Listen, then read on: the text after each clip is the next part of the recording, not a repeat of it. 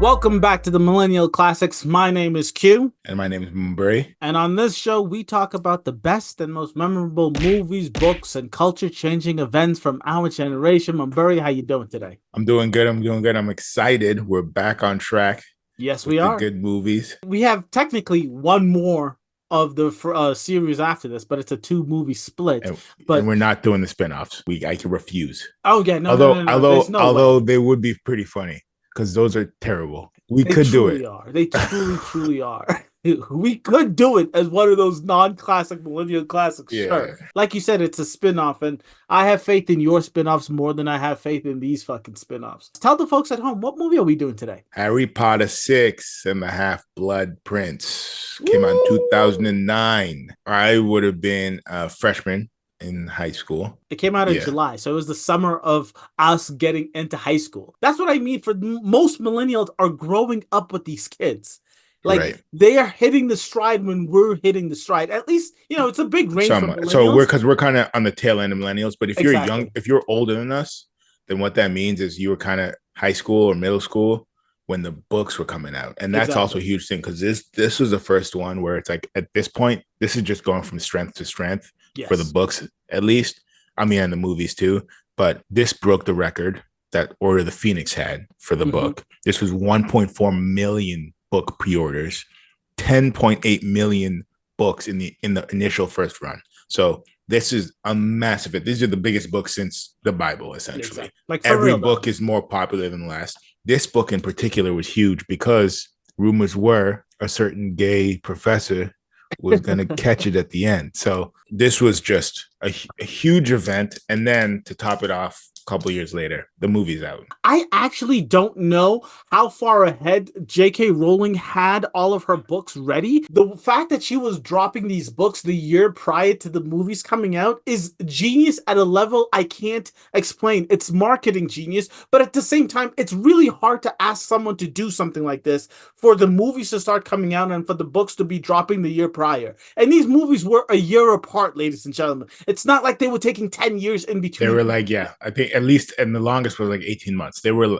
exactly really pushing these movies out. And you've seen from Game of Thrones how you can quickly catch up to the source material pretty quick. And drop the ball if you surpass the source material, or if the pressure on the person creating the source material is so much that they force them to push out some bullshit. Just kudos to J.K. Rowling and to the entire team for making this thing work the way it did, because it truly is impeccable. People freak out about, oh my goodness, Marvel, but these are comics and stories that have been around since like the fucking 50s to 60s, and just Kevin Feige had to put it together. Big deal. But this is J.K. Rowling coming up with this world in her head and resolving it on paper years before the movie starts the production. It truly is incredible. And I'm glad you brought up Marvel because that's honestly the closest I can think of. There was a little bit of the Twilight frenzy, Yep. like going crazy on Twilight and waiting in lines. But like Harry Potter was bigger than Twilight. 100%. And the only other thing I can think of that was this size was when we started getting those Avengers movies. Yep. And people were going nuts. Avengers and I'd say Star Wars. Avengers, yeah, it's like a new thing and maybe millennials and, Gen Zers can claim it.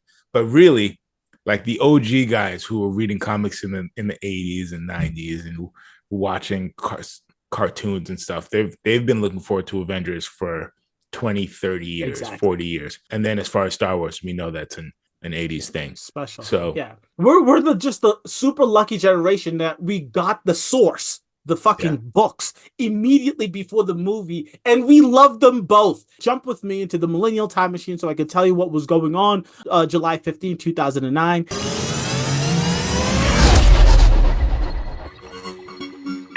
In music, the top hits was dominated artists like Lady Gaga with hits like Poker Face and Bad Romance, and the Black Eyed Peas with I Got a Feeling. I remember that song. It blew up. Banger. In television, Mad Men and Breaking Bad were in their later seasons.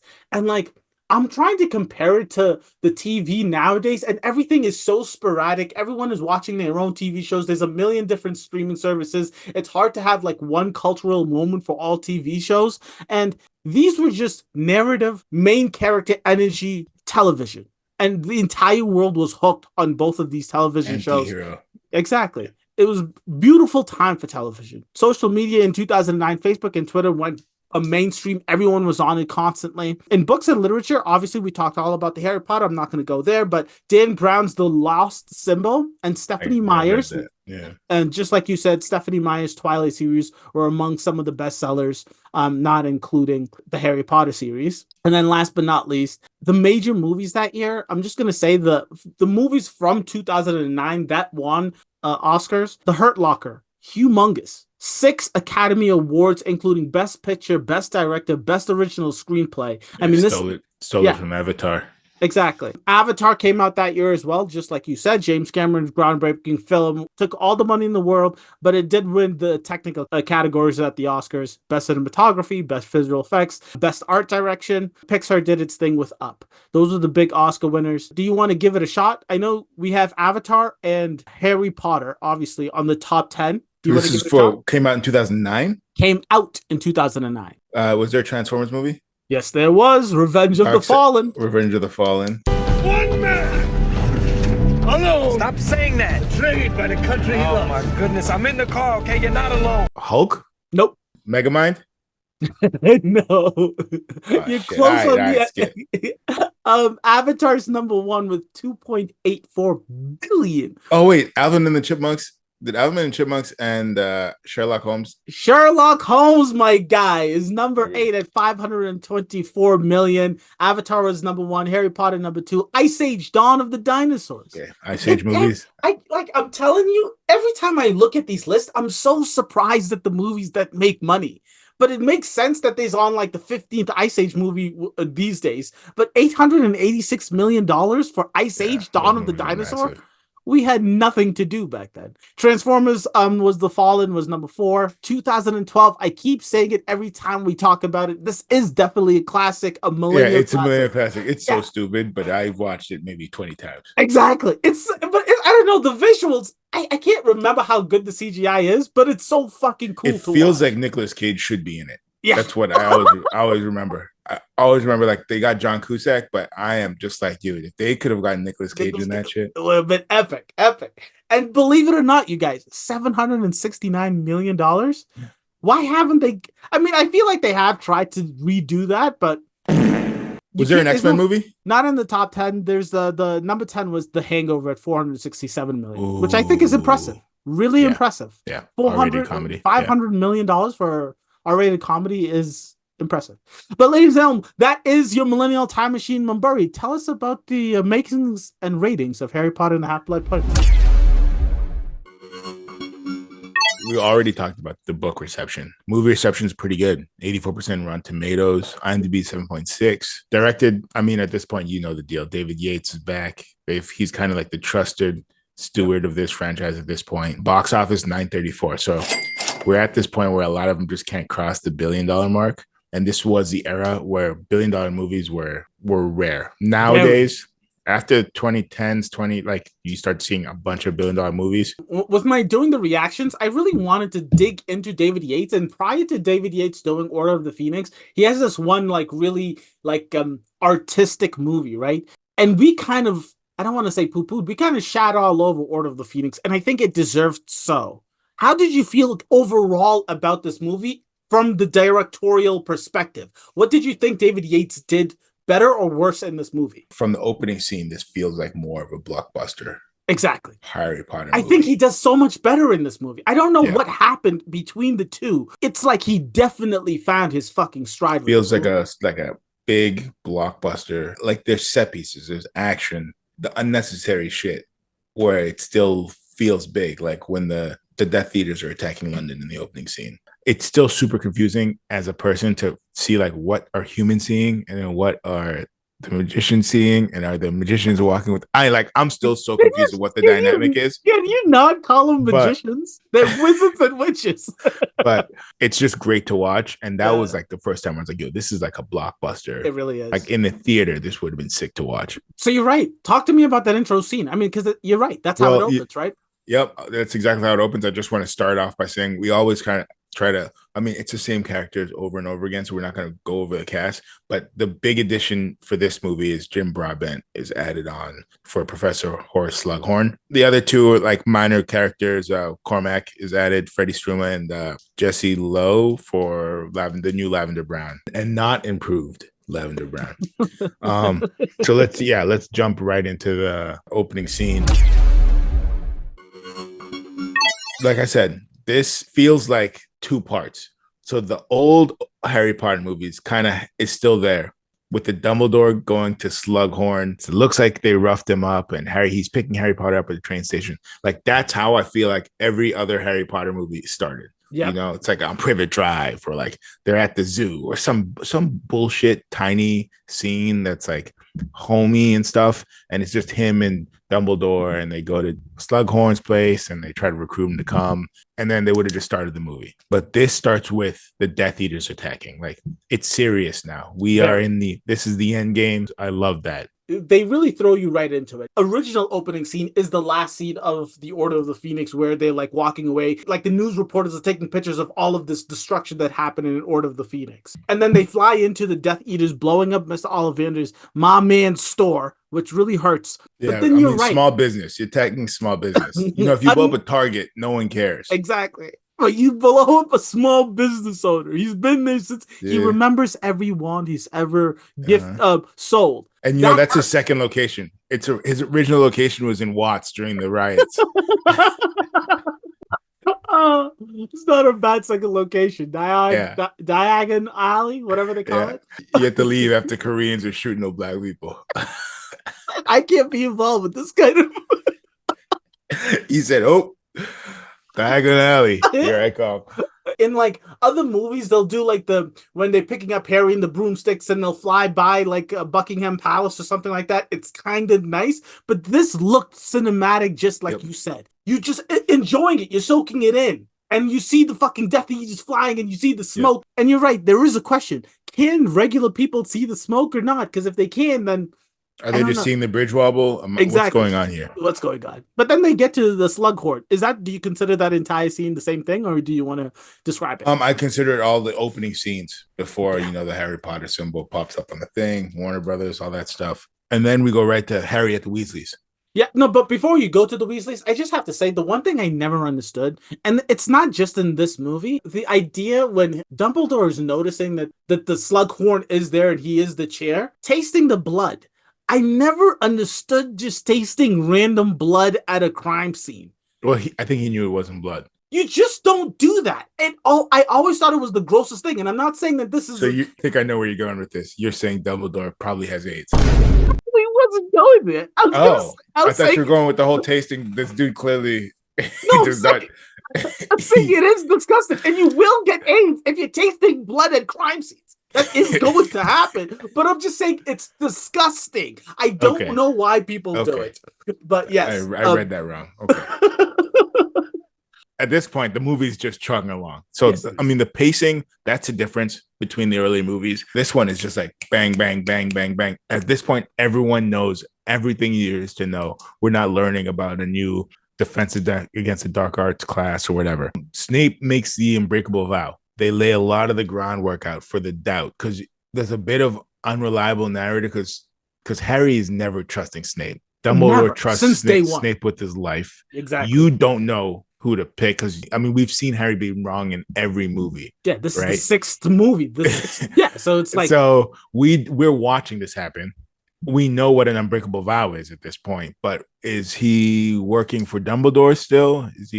What are we seeing here? We also don't know what Draco's mission is. Yeah. So, there's so many questions in the air when it comes to if Severus is making this unbreakable vow to help Draco, if helping Draco is like steal an amulet, fine, who gives a shit? But finding out that Draco's mission is to kill Dumbledore, then I'm just going to say from the person reading the books for the first time through, this is the first time you are like, yeah, Dumbledore is kind of not the guy. He doesn't have the best, leadership, decision making. And this is where you're like, no, I'm on Harry's side because Severus Snape is making promises with Bellatrix, who is by far my favorite. But Bellatrix snuffed that shit out. Bellatrix is good at her job, so she knows this dude cannot be trusted. If you don't do an unbreakable vow right now, it's out. Like, I will kill you and then tell fucking Voldemort that, some shit happened. Exactly. Like, that's the type of stuff. This is some Tinker Tailor Soldier Spy, some John Le Carré shit right here. And you're right, because Bellatrix is like straight cutthroat. Do the unbreakable vow. If you mean what you say, do the fucking unbreakable vow. And she's smirking and sniffing and just being the best Death Eater in that scene. It's beautiful. But just a little tidbit, just the disrespect they give Wormtail is hurtful. Run along, Wormtail. It's hurtful. Nah, that's the level of disrespect he deserves, Doug. The slamming of the door to fetch me some tea. It's just so painful to watch. That poor soul. Might as well call him Creature, Doug. For real. Now, this is the first time in the series where following Malfoy has actually led to something helpful. This motherfucker is like 0 for 6 on following Malfoy. 100%. And now he actually watches Malfoy like do some nefarious shit for the first time. Ron makes this quote where it's like, what's the deal with Malfoy? Why is he going into what's the name? Boris and Burke's the creepy store. The quote is, creepy shop, he's a creepy bloke. This doesn't surprise me. Well, then what's he doing in Borgin and Burke's? Browsing for furniture? It's a creepy shop. He's a creepy bloke. And it doesn't surprise me. So yes, I understand it leads to something, but from my perspective, watching this movie for the first time, it's like, all right, Harry, you don't like the kid. Doesn't mean anyone you don't like. It doesn't mean that they're Death Eaters. Obviously he is, but you're right. He's finally doing something creepy. Right. And I will say, when you really look back at it, Hogwarts is supposed to be this impregnable fortress, and you can just waltz a vanishing cabinet right in there, right through the front door, and then all of a sudden, motherfuckers can just like appear and attack. Makes almost no sense. Of course it doesn't. But we get it for the plot. How else are you going to get people in there? But the idea is that the partner vanishing cabinet was brought to Hogwarts like maybe I don't want to say centuries, but definitely decades ago, and it might. No, it was brought with his luggage. Was it? Remember, it was brought with his luggage, and Snape, and then the guy Filcher's like, "What the hell is this?" And then Snape's like, "I'll take it from here." I can vouch for Mr. Malfoy. Maybe I missed that because I thought that they were just talking about his regular luggage. But if it was the vanishing cabinet's there. They're bringing it into fucking Hogwarts. That's insane. If that's what happened. Because remember, they said the other one is still at Boris and Burke's. Yep. And it's not a tiny thing. If it was a tiny thing, like you could just keep it in your pocket, or it's like a regular chest that you climb out of, like in the other movies. A giant goddamn armoire. Is that what we're talking about here? Lucius Malfoy is definitely doing his donations to Hogwarts correctly. Jesus. Because, there's no way. Why does a kid need to bring his entire fucking wardrobe? Harry does get cooked by Malfoy. Not gonna lie, kind of felt good. Yes. Kind of felt good. A little bit. You cannot be snooping on people, Harry. And he's not even that good at it. He's not good at it, and we have to remember: if we didn't like Harry Potter, he would be a creep. His dad is a creep. That the Potters are a family of creepers. They have an invisibility cloak. Don't talk shit about Lily, all right? Leave Lily out. No, Lily's fine. She didn't have an invisibility cloak. But the dad and Harry just creeping around invisible, watching people live their lives, that's super weird. He loves that fucking cloak, man. That cloak comes out every. I'm sure there's some hidden chapters of him in the changing rooms and shit, dog, just sitting there, getting that steam on his glasses. I just think that shit is super creepy. Stomping on someone's nose and breaking it is hilarious, but it is fucked up. Like, there is a thought. If he can't move the magic, the spell that Draco puts on him, he can't move. If he chokes on his own blood, obviously he's the main character, it's not going to happen. But it is, like, for a second there, I was scared. Yeah. But also, credit to Draco, because one stomp, I feel like some people will give him a couple of 2-3 kicks, Yeah, the boy who lived. both ate my boot, dog. That's what we're talking about. That's right. Luna does end up saving the day. When Luna's fixing his nose, he's like, have you ever done this before? She's like, I've done toes. She fixes it. It hurts.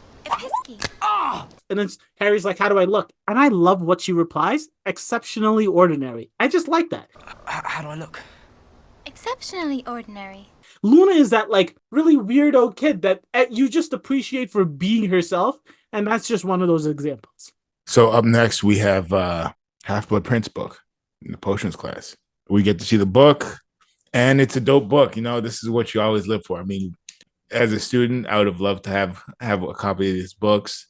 Hermione's getting played out. We get to see Liquid Luck. Intro. This movie does a good job of introducing a lot of the stuff early that we see later. But it is an important scene, and they do a lot in that scene, just like you said. The Felix Felicis, the intro to Slughorn, which great actor. He brings everything that you think of Slughorn on the page into the movie. He does it very, very, very well. In every instance, he's always looking for the star. They do it seamlessly, and I think they do it starting exactly right here. And this is when you find out, damn, Ron is kind of a bum.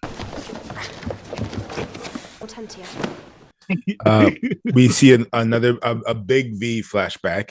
This is when we just know, like, this dude's always been a weirdo. We started seeing the flashbacks in Chamber, a cutaway scene. Really, we just get to see how much of a weirdo this dude is. But I do have to say, when you have to compare Tom Riddle to Harry Potter, when I was watching that scene, I was like, Harry Potter is this orphan, but he's also a billionaire because he has got more gold than anyone in the wizarding world. But Tom Riddle was a real orphan. Yeah.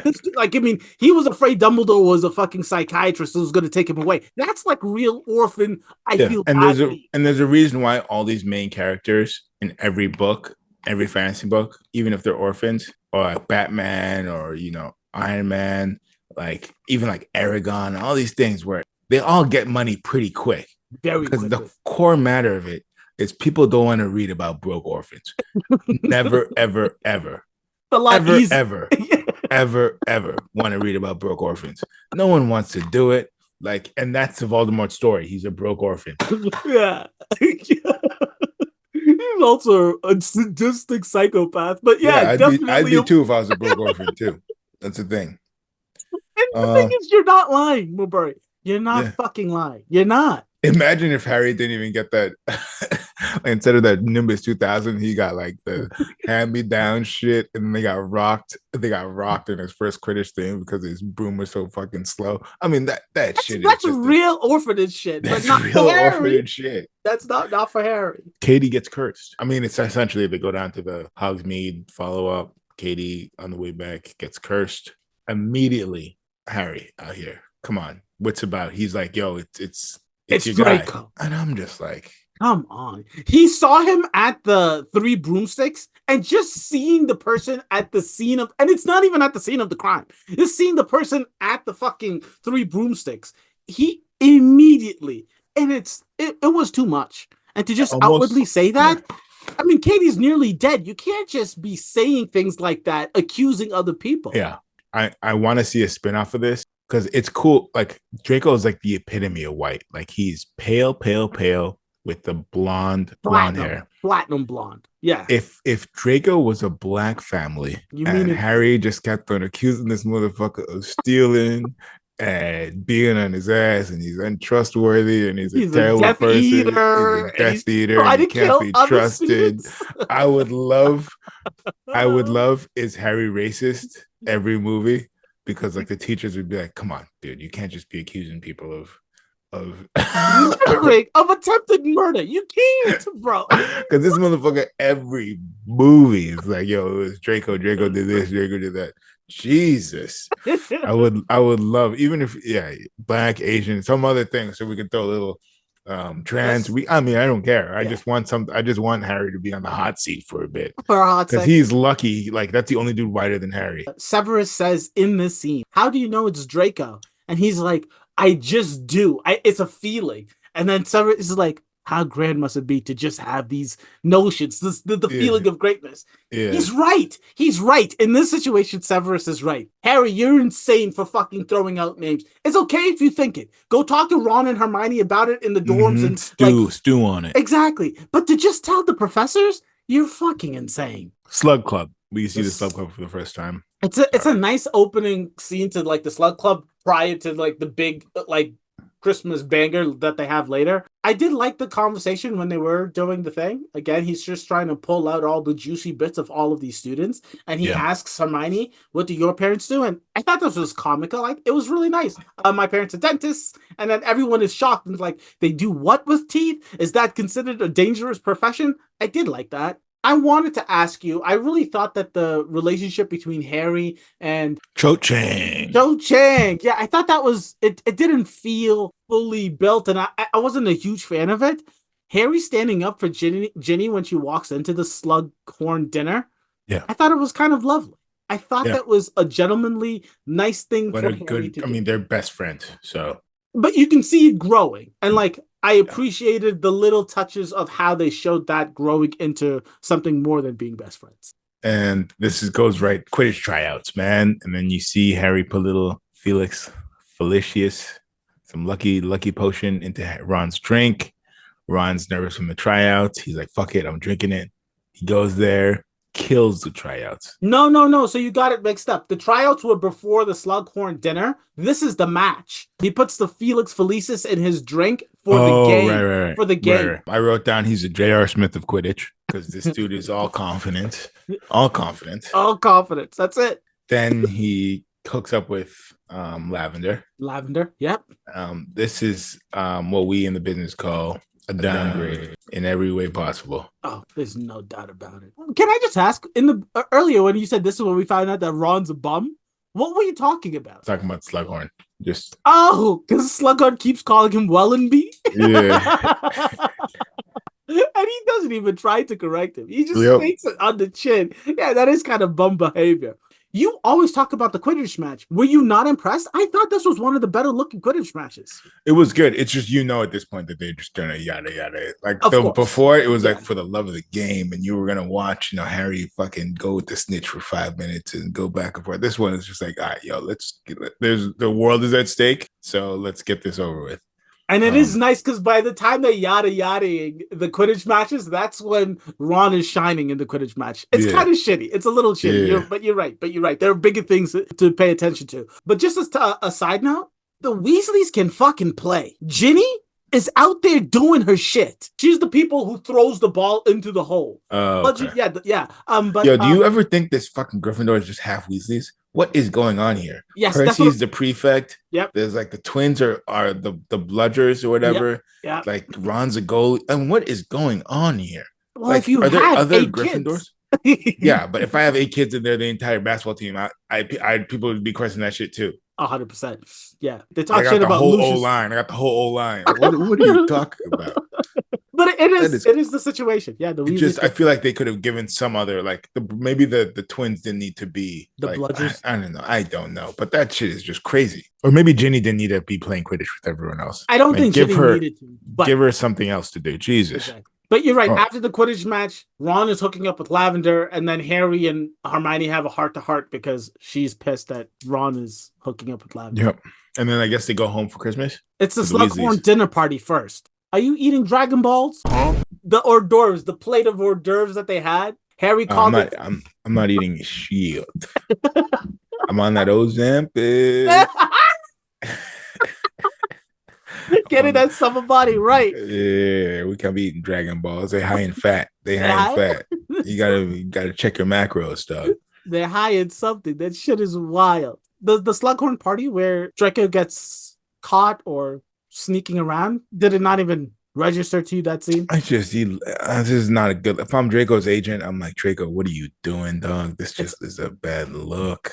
Come on. If Cormac's in there and you ain't, that's an even worse look. So Cormac's out here puking on Snape's shoes, so 2 points to him. The only thing that you have to understand is Draco would be high on Slughorn's list if in the movie prior we didn't find out that Lucius Malfoy was part of the Death Eaters. So when that becomes world news, Slughorn can't be related to the Malfoys. But Draco most definitely would have been on that list. He definitely would be part of that group, and I can tell he feels some type of way. But my question to you is, at the end of the movie, when you find out that his job is to kill Dumbledore, why is he trying to get into the party? Or do you think that's an ego thing? I think it's an ego play. Yeah, because I was like, this has nothing to do with Dumbledore. He's not even here. Why do you need to? It's just a bad look. It's a bad look. It is. It is. The Death Eaters attack the Weasleys on Christmas. Oh, now the action begins.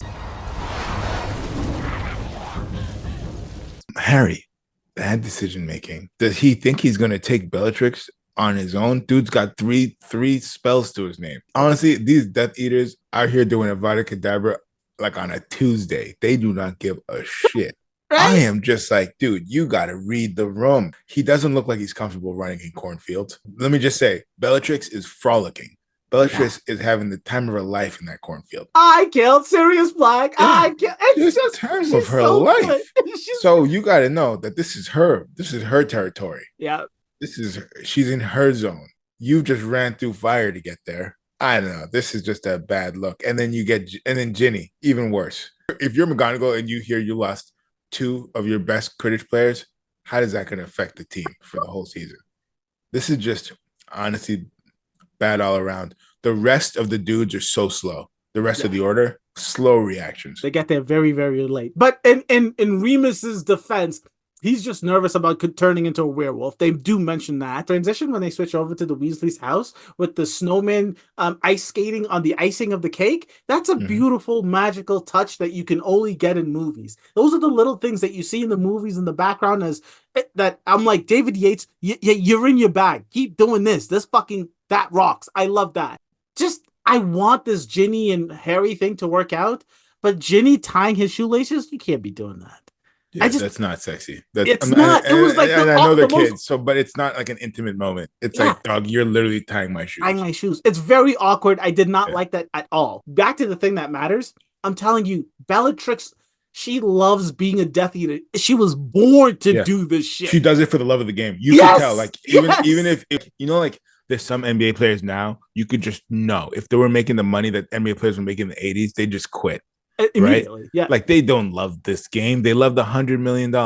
Bellatrix would be playing for the Guangdong Tigers for $20 because she loves the game. That's just what she does. She's a hooper. Like that's her. And that's right. And honestly, Voldemort, great scouting by him. Great decision making. Great decision making. Dumbledore does not have that. What do you think their goal was when they went to the Weasleys? Let me just say, I honestly, and this not to be mean, they probably were doing the Weasleys a favor. You know, blank slate, they get to start all over. Maybe a little mid-century modern, or maybe just go complete modern with it. You know? Yeah. But god damn that house.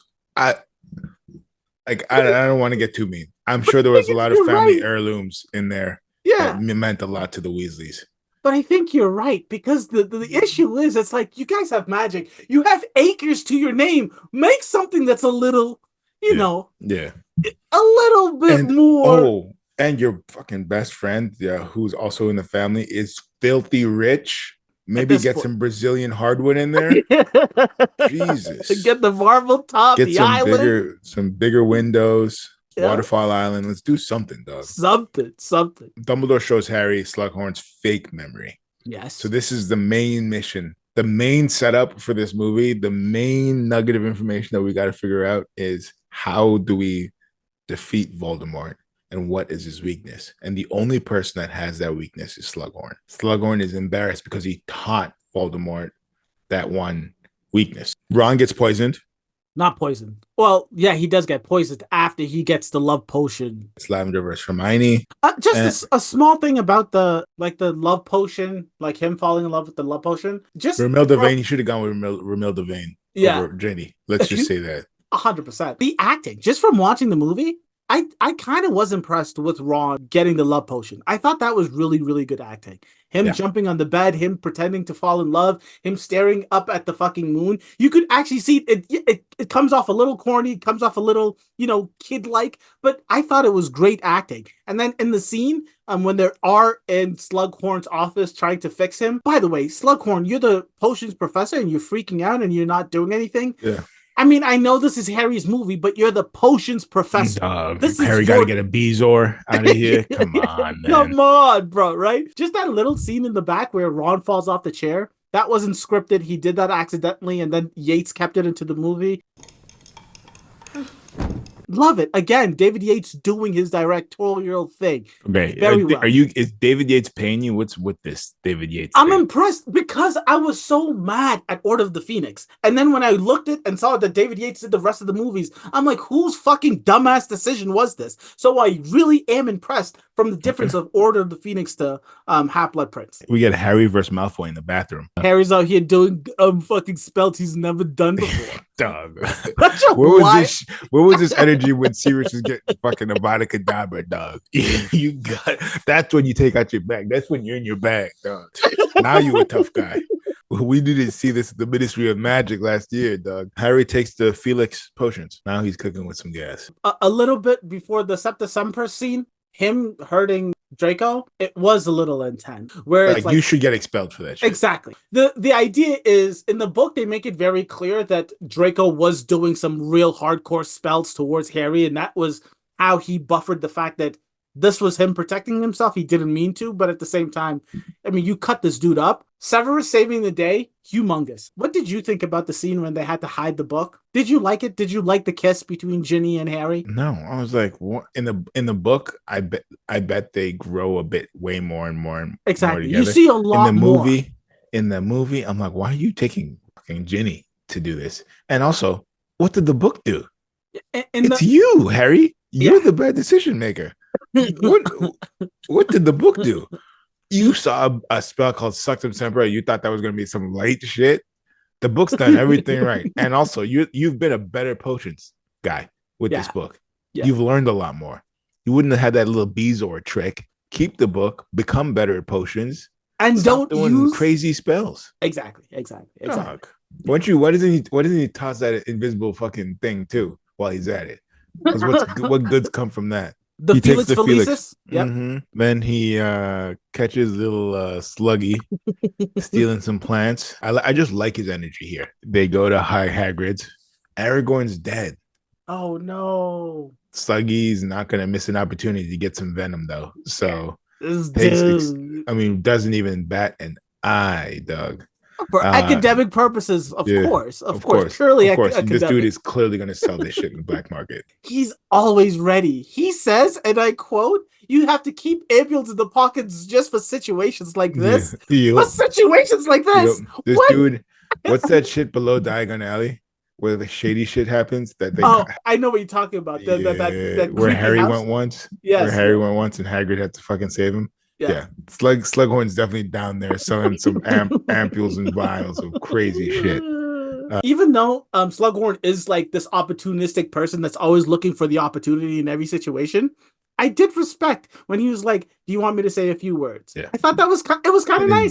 In his bag. Yeah. Are you the say a few words guy? No. For someone you've never met before, could you waffle your way out? I mean, if someone said, "Can you do it for me?" Sure, but there's no way. Could you do it like because some people you just go out there and you're like, that's the spider.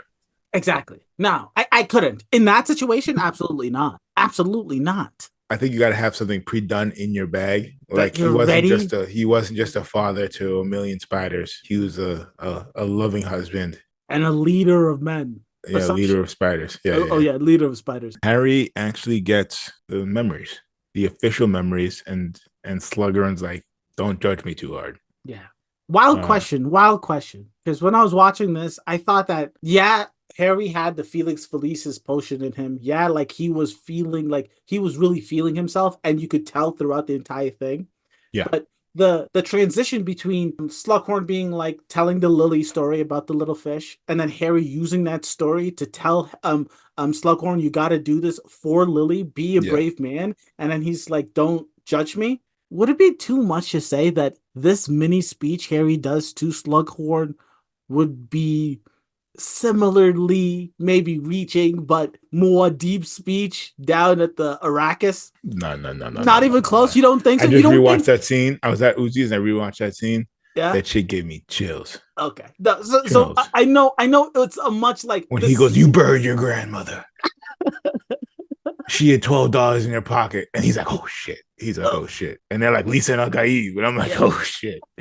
Yeah, that is just a fire. He was like, "You won't stop me. You won't stop me. You don't have the balls to stop me." And everyone's getting hyped. Like that is just a crazy scene. for a character coming into their own, it was nice to see Harry really get the thing, right? No scheming, no magic, just using him as like, I am the guy. I am the chosen one. Yeah. And I need you to do this for me. Harry's clearly, he's him, but he's not him. You know what I'm talking about? Like, he's him because everyone's been calling him age of fucking 0. Exactly. But that's some shit he didn't even do. I understand, but this is him finally stepping into it. What has he done? Him. He's quizzed a 50 and 80-year-old professor who's guilty already.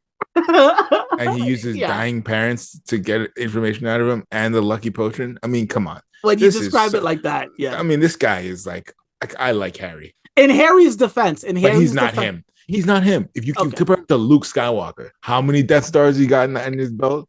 Light work. You compare him to Dune, dude, Lisa Al-Gaib. Lisa Al-Gaib.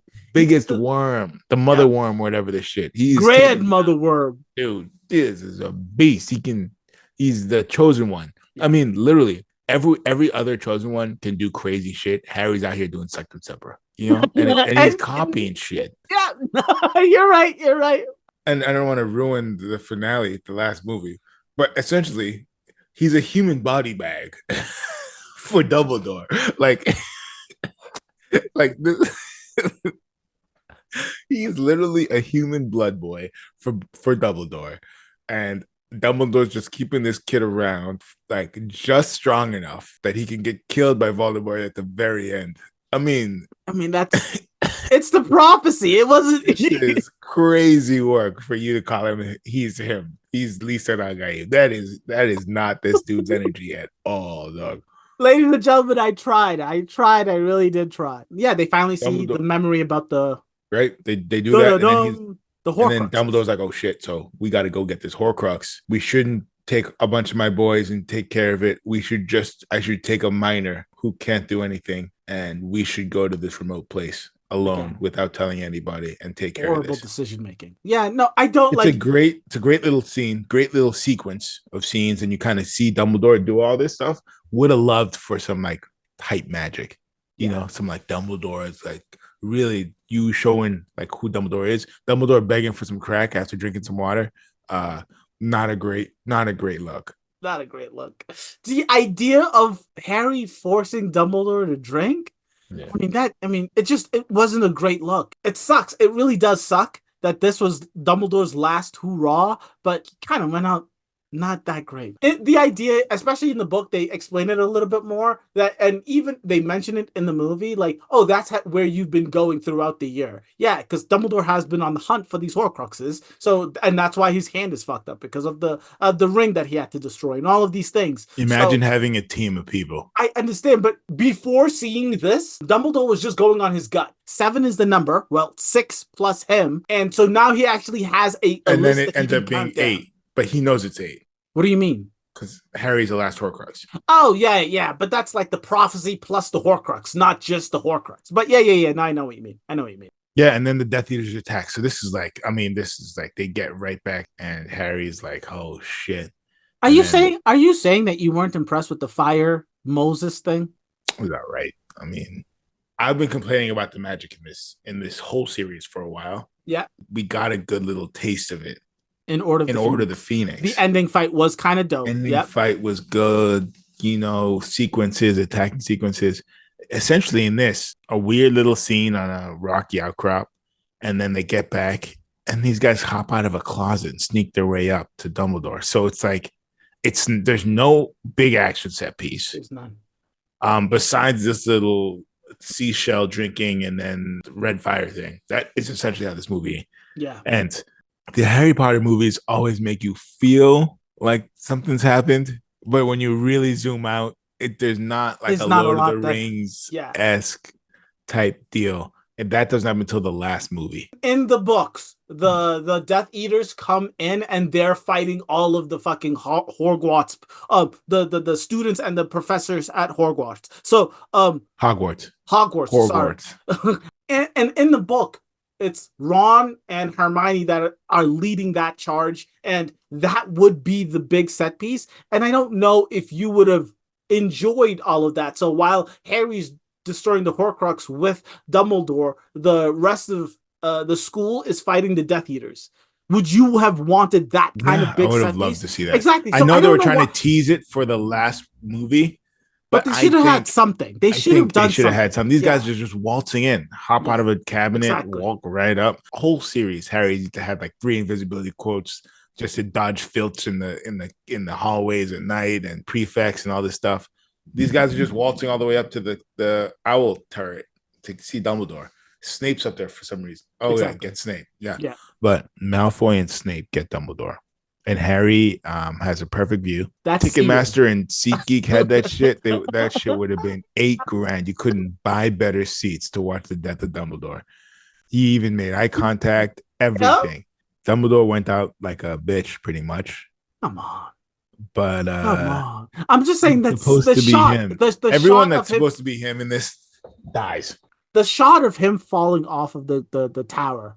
That's a beautiful shot. Him falling back and seeing him for the last time. But yeah, it does suck the way he went out. Having fucking Draco disarm you and then having Severus kill you. At the end of the movies, you end up finding out why and all of this stuff. But when you're watching it, when you're reading it for the first time, you're like, damn, Dumbledore, you're supposed Draco to be has the the greatest... Elder Wand, right? No. Draco has the Elder Wand. No. After this. Oh, and then after Harry this. disarms Draco. So Harry has the Elder Wand. Yeah. The Voldemort thinks that Snape has the Elder Wand because he killed Dumbledore. Elder Wand didn't really do shit for Harry, though. He still got his ass kicked. So that's and then we got to talk about Voldemort, because Voldemort, a lot of lurking in the shadows, and it's cool in the first couple books, but at some point you got to show up and show the people why you're Voldemort, dog.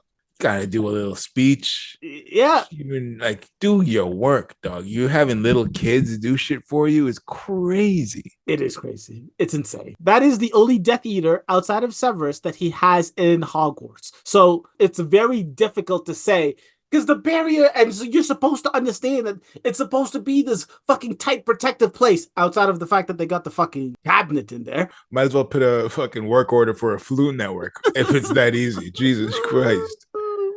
But yeah, so it's like, out of desperation, this is what I need you to do. And from his strategic point of view, it would be unexpected to have Draco be a murderer. So that's why he's like, maybe he can see it coming from Severus. That's what the thought process would be. But having Draco do it is a little unexpected. The third or fourth of these schemes, if you're a Death Eater, you're just like, boss, why don't you just kill this kid yourself? Like, why we have Professor Quirrell, we're doing all this weird shit.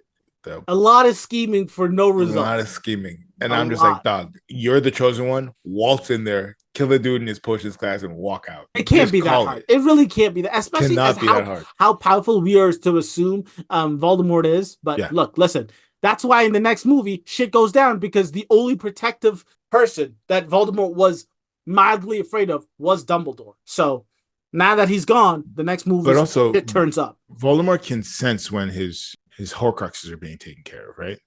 No, he can't tell. He doesn't know. Tell when they're being killed. He can't tell when they're being killed. Like, because he doesn't realize until he's like Nagini. You have to stay close. Exactly. Right. Exactly. He can't tell. All right, fair enough. I think I have a spinoff, and I'm good to go.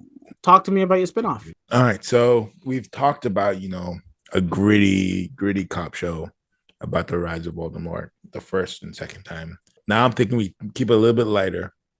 Somewhere between Oz and Prison Break, called Azkaban, and it's all about the escapees, escape from Azkaban. And season 1 is Sirius, and how Sirius escapes, and the people he uses, and the relationships he builds to get out of Azkaban.